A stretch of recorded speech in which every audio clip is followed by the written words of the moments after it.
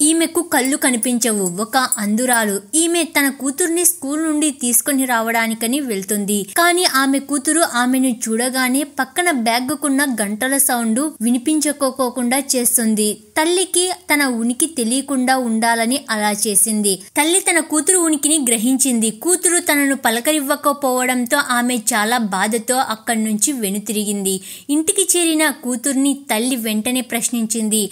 కానీ కూతురు తీవ్రంగా స్పందించింది. ఆ క్షణంలో కూతురు పాకెట్లో నుంచి ఒక మొబైల్ సౌండ్ వినిపిస్తుంది. ఇది తల్లికి మరింత కోపం తెప్పించింది. కూతురు ఏమైనా మోసపోతుందేమో అని ఆమె చాలా భయపడింది.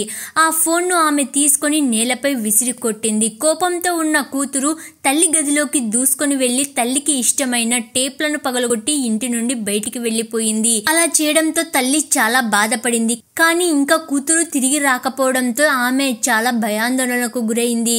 చాలాసేపు వేచి ఉన్న కూతురు ఇంకా రాలేదు. ఆమె చాలా పశ్చాత్తాపపడింది. అప్పుడే రేడియోలో ఒక వార్త వచ్చింది. ఒక అమ్మాయి నిన్న రాత్రి మరణించిందని. భయపడిన తల్లి పోలీస్ స్టేషన్కు వెళ్లి శవాన్ని పరిశీలించమని కోరింది. పోలీసులు ఆమె అంధురాలు అని గమనించి ఆమెను నువ్వు ఎలా గుర్తించగలవు అని ఆశ్చర్యపోయారు. తన కూతురి చేతిపై గాయం గుర్తు ఉంది. దాన్ని తాకడం ద్వారా నేను గుర్తిస్తాను అని ఆమె చెప్పింది. చిన్నప్పుడు ఆ అమ్మాయి చెయ్యి కాలిపోవడంతో ఆ గాయం ఏర్పడింది. తన కూతుర్ని సులభంగా గుర్తించడానికి ఆమె బెల్స్ను తయారు చేసింది.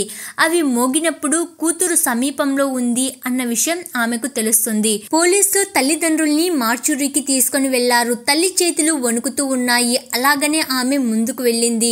శవం చేతిని తాకినప్పుడు ఆమె ఊపిరి పీల్చుకుంది. అది తన కూతురు కాదు అని ఆమెకు అర్థమైపోయింది. కానీ ఇంకా కూతురు కనిపించకపోవడంతో ఆమె చాలా భయాందోళనకు గురయ్యింది. వర్షంలో కూడా ఆమె వెతకడం ఆపడం లేదు. ఇదిలా ఉండగా కూతురు వీధులలో విచారంగా నడుస్తూ ఉంది. తన తల్లిని అరవడం తప్పు అని గ్రహించింది. ఆమె త్వరగా ఇంటికి పరిగెత్తింది. కానీ తల్లిని చూడలేదు. తల్లి గదిలోకి వెళ్లి పగిలిన టేప్లను చూసింది. ఆ టేప్లు ఎందుకు తల్లి ఇష్టపడుతుందో ఆమెకు అర్థం కాలేదు. ఒక టేప్ను రిపేర్ చేసి వినింది. అందులో తన స్వరం నిండి ఉంది. తల్లి చూడలేనందుకు తన కూతురు స్వరాన్ని రికార్డ్ చేసి ఆ టేప్లను ఆమె అత్యంత విలువైన సంపదగా భావించింది. ఆ క్షణంలో తల్లి తనను ఎంతగా ప్రేమిస్తుందో ఆమె గ్రహించింది. ఆమె ఇంటి నుండి బయటకు పరిగెత్తి వర్షంలో తల్లిని వెతుక్కుంటూ వెళ్ళింది.